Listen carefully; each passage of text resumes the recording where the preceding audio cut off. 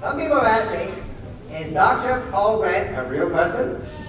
He actually is a real person. And Dr. Margaret Grant is a real person too. In fact, we used to meet him every year for many years because he's sort of my teacher. And so I love to see him. And he has come to Cincinnati Chinese Church also. And he's visited with many kids also. And some of the older kids may have even seen him because he was here, and both he and his wife were both here. So come back to the story. Yesterday we said, funny, how come the tips of the fingers are lost in the morning? Why? What do you think? Well, Dr. Brand started looking at the floor where the kids was lying all night, and where the side of the bed was not too far from a wall, you could see that there was like blood drops going from the child to the wall. And then the wall was a little hole where there was a rat. I see. The rat ate it.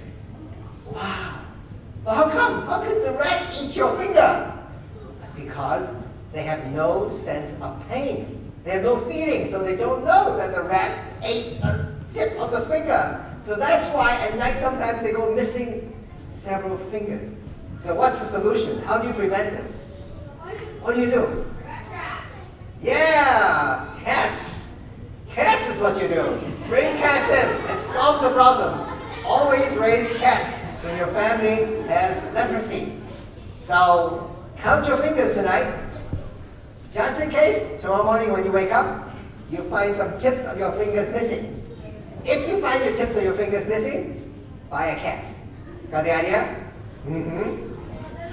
That's why you need cats. But there are many other ways of injuring your fingers.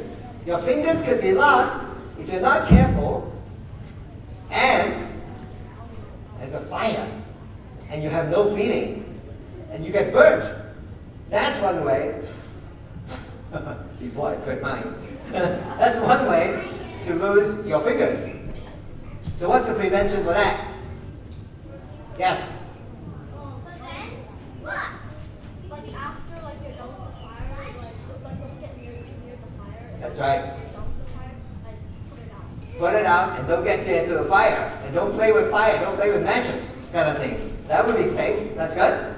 Another way to lose your finger would be, he's not sure, and he sticks his hand into a nail or something like that. Ugh! You and I would say, ugh, but he may not know that.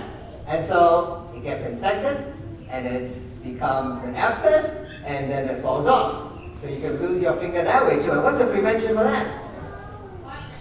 Yeah, watch your hands. Don't get close to things that are so dangerous, especially when you're nailing things. So bang, bang, bang, you could bang your fingers, and you wouldn't know that.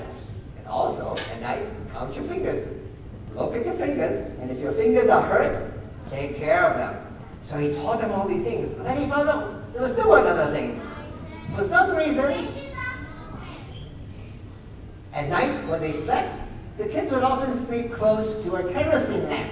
And that was going, and sometimes they would put their hand on the kerosene lamp, and the next day they got burnt, and they didn't even know that. So the prevention for that is,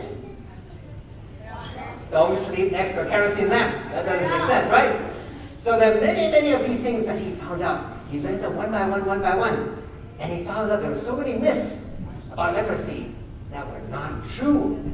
For example, number one, that it's highly contagious. It's not. It is contagious, but only a little bit. So that you can meet people with leprosy and you talk with them, you even shake their hands, just wash your hands. That's all. So you don't have to be so scared of leprosy. Two, the muscles are weak. They're not weak, remember? That man that gripped his hand, he crushed his hands because it was very strong. So because it's strong, the muscles can be transplanted. They can be moved from one tendon to the other, and you can then use different muscles and change the hands. Thirdly, that the fingers rot away. They used to think, oh, leprosy just rots the fingers. No, it loses the fingers only because you're not careful. So be careful. So if you're bit or grabbed by a crab, in your nose, what would you do? You would jump away, right? You don't really want the crab to pinch your nose, right? Because it's painful. So you know it's painful. It's not funny to be bitten, so you go away. But if you have leprosy and no pain, you wouldn't know that. Same thing with the fire. If somebody lights a fire and you touch it, you say, oh, don't touch me, because it's painful. So you know it's painful. What about that handshake? That handshake, how come it was so tough? Why was it so hard? Because the man who was gripping Dr. Brand did not know that it was so powerful. He just kept pressing. It didn't hurt him, so he just kept pressing. Same thing when sometimes there's a key in a lock, and Dr. Brand wants to open it. It can't open it. Sometimes the kids say, I can do it.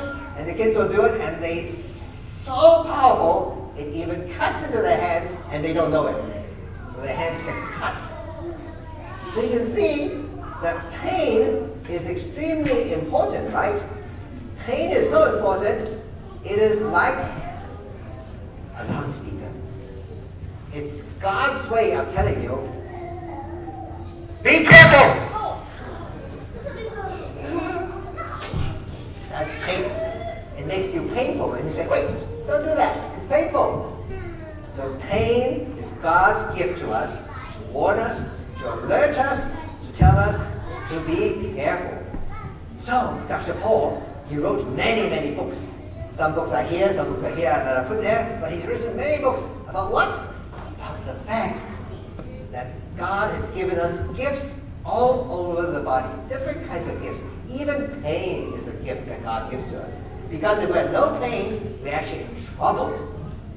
So by studying the ones that have illness, by studying the ones that have leprosy, by studying the ones that have disease, you actually can contrast with those that are healthy, and you figure out what the problem is, and also why God made all of us in this way. So he wrote many books. One was like, we're fearfully and wonderfully made. Our whole body is fearfully and wonderfully made. And we are made in God's image, was another book that he wrote. Now to come back to the story, there was a man named Sodom. Sodom, as a young man, noticed some white patches on his body. And he knew that was dangerous. Because when you begin to have white patches on your body, it could mean that you have leprosy. And sure enough, leprosy came upon him. And the teacher noticed that at school. Said, you can't come to school anymore. So he couldn't come to school. And then he found out that his hands, his feet started getting injured. He didn't know that. So his fingers fell off, his feet, toes got in problems. His hands started contracting down because some of the muscles were acting too strongly. And so it became like that. But he heard there was a Dr. Brand far away. I could go and see him. He is the one who loves people with leprosy and will treat us. So he wanted to go. He had heard about the reputation. So he got on a jutka, one of those local taxis. The jutka driver said, because he recognized his hands. His hands were claw-like. And the claw-like hands was a dead giveaway. You saw a claw-like hand? No, leprosy. No. Can't go on. So sometimes he tried to put it in his pockets or sort of behind him. But people would notice that. And they would say, what are you hiding there?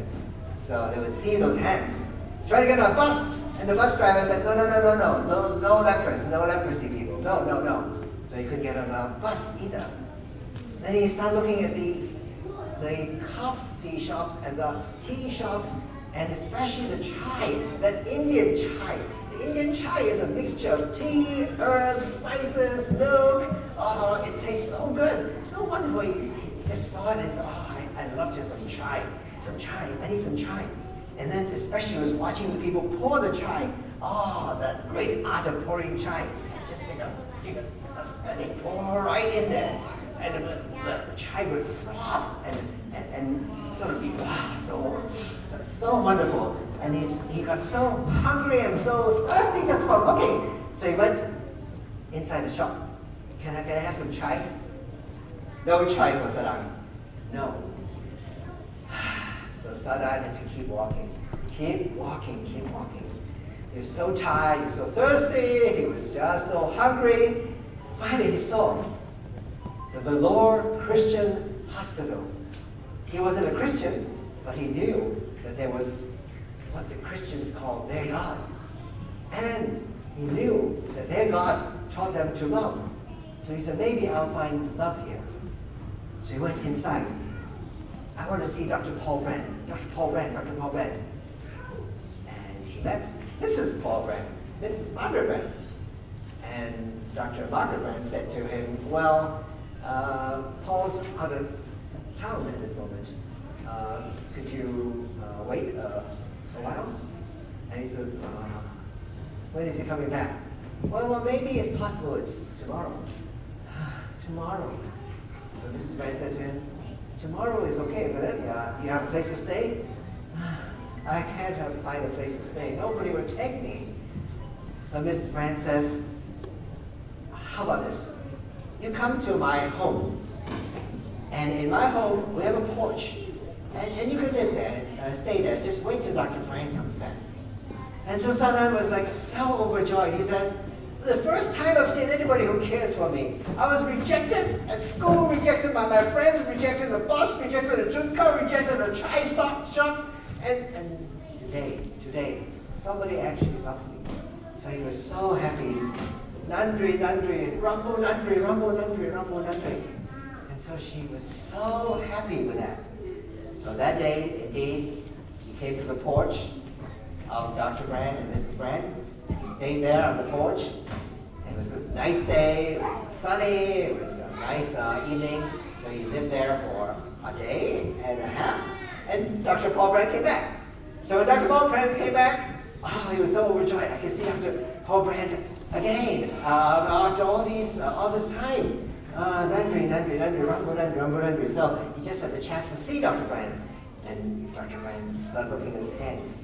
Yes, the typical leprosy hands, all contracted down, twisted. You couldn't even straighten the fingers. It was so difficult. And then Dr. Brand looked at his shoes and his feet. And his feet were all injured and bruised and torn up. And it was just so sad looking, but he started cleaning the feet. Cleaning. Just like kind of Jesus when he washed his disciples' feet. So he cleaned the feet. And then he kept thinking, what do I do to give them proper shoes? The shoes have to be fitted perfectly. You can't have any injury on the toes or in the soles of the feet, on the sides. Everywhere it has to be just right. And it shouldn't be pressured. So he has to pay a lot of attention. So shoe cobblers, shoemakers in that place are very, very important. They have to make the right shoes so they don't damage the feet of these patients there. And so began this whole series of surgeries. And Dr. Paul Brand and his team went and corrected his fingers so that they were straightened out and everything. Put him in a cast so could become healthy. So his whole life was spent working on fingers and toes and feet and hands for people just like Sadan. But one day Sadan came to him and said, Dr. Brand, I'm so happy that you fixed my hands. But you know, these hands were how I earned money. In fact, because of my leprosy hands, when I went out, I could beg. And I got lots of rupees. And these rupees helped me so that I could earn a living. But now these hands are too good. I can't beg anymore. So Dr. Brand said, that's not good. He said, how about this? We'll teach you a profession. Some kind of profession. We just have a brand new typewriter. It even has electricity. You can hook it up to electricity and see, you can type it. And then you can type the documents. A lot of people need documents to be typed. You can learn. And so with his new hands that are no longer used for begging, he could now type. And he became a professional stenographer, typist. Indeed, God loves us. God gave us 10 fingers. And Dr. Brand had 10 fingers for God. Do you have 10 fingers? Yes. Use those 10 fingers for God. Hey, but what about the rest of the family? What about Mama Brand? They called her Grandma, Granny Brand. Granny Brand was still working up in the mountains. She loved the Lord and loved the people. She wanted to go up the mountains. And she was still working in her 70s and climbing up the mountains. The mission agency said, "Stop it. You're so old now and you're tired. You look very scrawny. Don't go anymore. It's enough." So I said, "Okay, in 1 year I'll retire." 1 year later, she announced to the mission board, "I'm retiring, but I'm retiring from the mission board.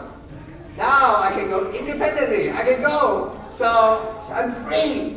So she went up the mountain, from mountain to mountain on her donkey to spread the word of God. For 24 years, she continued to serve God up in the mountains until one day, Paul heard the news. His mother, had fallen off the pony and went tumbling down. But turns out